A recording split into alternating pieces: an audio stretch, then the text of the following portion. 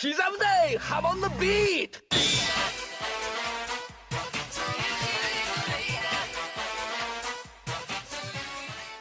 Welcome back to another JoJolion chapter review.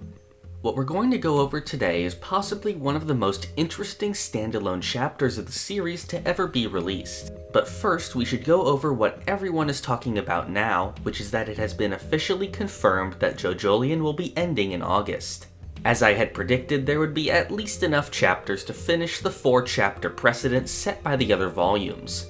Now that we know there will only be one more chapter after this one, we can adjust our expectations of what exactly will end up happening in the finale. This chapter takes the form of a flashback, following Lucy Steele in 1941 as she comes to Morio to investigate the walleyes. This is one of the best ideas I've seen implemented into Part 8, since Lucy Steele is not only one of my favorite characters, but also since I've been very interested to see what her role in the story would be after Chapter 99. Once she arrives, she meets a new character who goes by the name Fumi. There's been a lot of debate lately as to who exactly this character is.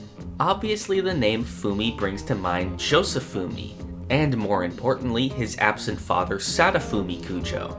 So it is possible that this is the Sadafumi we had heard about before. This connection would explain the significance behind the soft and wet themed decoration on his bag on the chapter cover. However, alongside that is a repeated horseshoe motif, very similar to Johnny Joestar.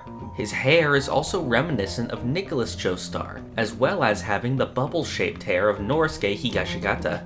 So a lot of things also point towards this character being a descendant of Johnny and Rina. The most important thing here I think is his age. With the age he gives in the year this takes place, that puts his birth date in 1924. This is the same year that this universe's Joseph Joestar was born, as seen in the family tree. Not only that, but the similarity between the names Joseph and Josefumi provides another link between the two.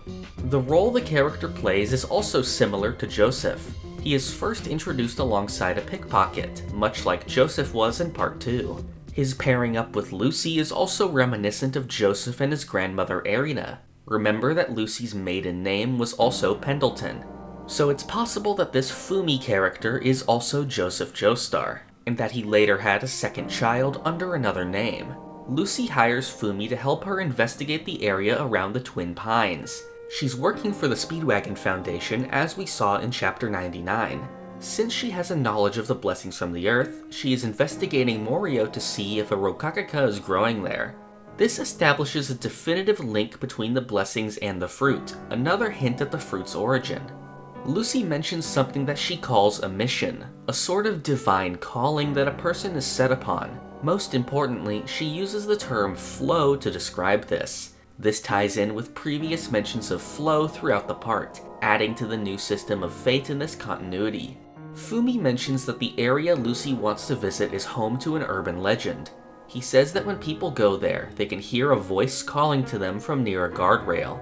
The person feels compelled to approach the voice and remove their clothing, after which the person seemingly disappears, leaving behind only a small piece of their body. Fumi refers to this phenomenon as the Radio Gaga incident.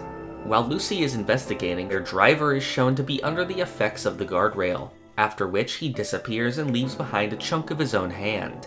Lucy remembers her experience with the Devil's Palms from Part 7, and compares them to the power of the ground of Morio she encountered later. She says that while these kinds of powers can be viewed as blessings, they can also be seen as curses. This falls perfectly in line with an idea I've been talking about before, which is that blessings such as those from the Saint's Corpse, and curses such as the Milagro Man, are really the same form of energy, just with a positive or negative connotation. This may also serve as a hint to the origin of the Higashikata family curse, which we will likely learn about in the next chapter. Lucy starts to hear a voice from the guardrail and can feel it vibrating. Her shirt gets caught by it, trapping her. She then sees one of the screws on the guardrail morph into an eyeball. After this, the destroyed body of the driver can be seen coming from within the gaps between the metal plates. This is where the chapter ends. This has actually turned out to be one of my favorite JoJolion chapters in recent memory. It's just extremely refreshing. It almost feels like the start of a part of its own. It gives the same feeling as reading a brand new Thus Spoke Kishibe Rohan chapter for the first time. So I think you see what I mean by this being one of the most unique chapters of JoJo we've ever gotten. Not only are we receiving a flashback in the penultimate chapter of the part, but we also aren't even done with the flashback yet going into the next chapter. This definitely indicates to me that the main conflict of JoJolion is pretty much finished. The last chapter will likely deal with Holly and what happens next to the characters, but I doubt that there will be any further revelations in the present timeline. This flashback is the Sleeping Slave style epilogue that will tie up loose ends and round out the part thematically, and then will end on a coda in the present. And I think that makes sense with the material we have left.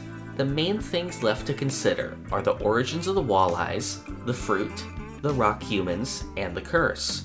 All of these things are obviously linked in some way, and one explanation may actually explain more than one of these at once. However, for something like the origin of the rock humans or even the fruit, I could see that being Part 9 material. Ever since Part 7, Araki has mentioned Part 9 on a few different occasions. He has even said that the basic outline for it is planned, although we don't know if those plans are still true today. If there is a Part 9, I think that things like the rock humans and Rokakaka may not even get a full backstory until then. Much like the arrow being introduced in Part 4, but not being fully explained until Part 5. There's also the possibility that some of these things will be left deliberately ambiguous. This would also be similar to the stand arrows, since while they did receive a backstory, many things surrounding them are still secretive.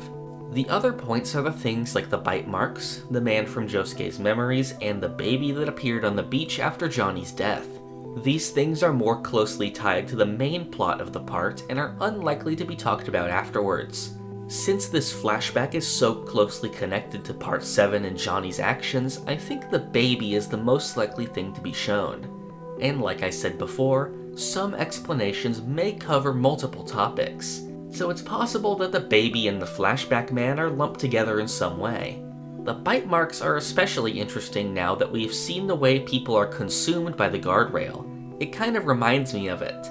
With us definitely getting more information about the walleyes next chapter, I think this may be included as well. Finally, we have the flash forward, the only major thing remaining that the main story could deal with. While it's possible that something unforeseen happens with it in the next chapter, I find it likely that the flash forward was a misdirection. A possible explanation is that the scene with the family takes place at an earlier time than the scene with Tsurugi in the body bag, and that these two events were placed together to bait you into thinking Tsurugi would turn bad, with the twist being that Hope ended up winning out in the end. The narration from the flash forward was also partially reused in Yasuho's narration from chapter 108, although I've learned that anything is possible when it comes to JoJolion. There may be a path for this to take that nobody has thought of. As for this guardrail, it definitely seems to be a kind of rock organism. Its predatory behavior would make me lean towards rock animal, but the fact that it speaks and seems to have a human eye alters that. The fact that it's part of this flashback would definitely indicate to me that this thing has something to do with the walleyes and Johnny, possibly another power that was created as a result of the corpse. Although compared to the leaves, this is much more sinister. If this does turn out to be a rock human, that would honestly be pretty bold to have a new character introduced in the last chapter of the story.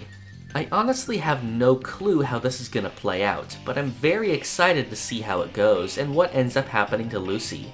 Again, this is one of the most exciting things about JoJolion for me.